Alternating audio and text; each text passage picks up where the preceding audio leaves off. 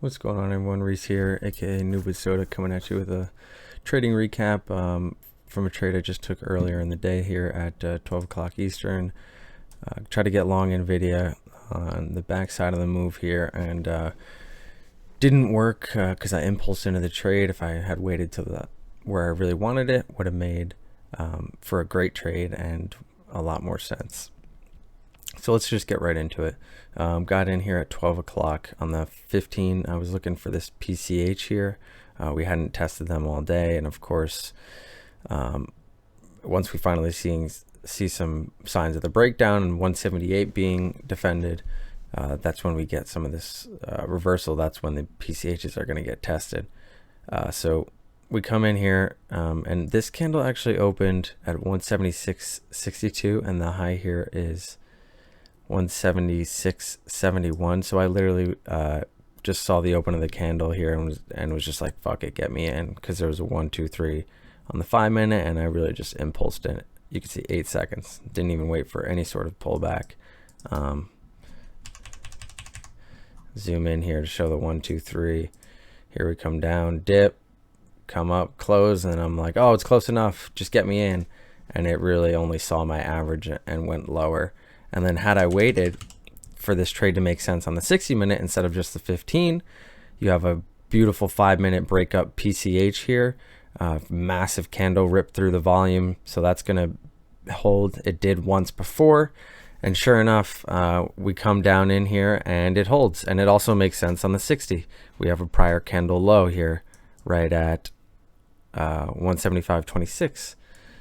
So we probably could have got the open of this candle here. We're at 175.43, dipped in and seen it right all the way to the calc. I mean, for a beautiful trade. But instead, I'm down, according to my SPY risk profile, I'm down almost 2R just on one trade. But that's my normal stop is 50 cents on NVIDIA. And down 2R because I completely impulsed into it. And just over time, my emotion of watching all this price action go by, seeing good setups and then missing them, it just kind of really clouded my decision making. And the more that emotion runs, the cloudier your price action read gets. And we had good PCLs on the 5-minute. The pop-up here was just right into this breakdown PCL, and then it just went lower and stopped me out. And yeah, there was a lot of things telling me not to take the trade and to wait. This is clearly where it was being defended. We couldn't push higher recently. This didn't even set a new high at all. So then when we're coming back and testing this 15-minute PCH at reversal time of day with a potential, I mean, it's not really a 1 2 3, but a potential 1 2 3 on the hour, because we didn't really push higher.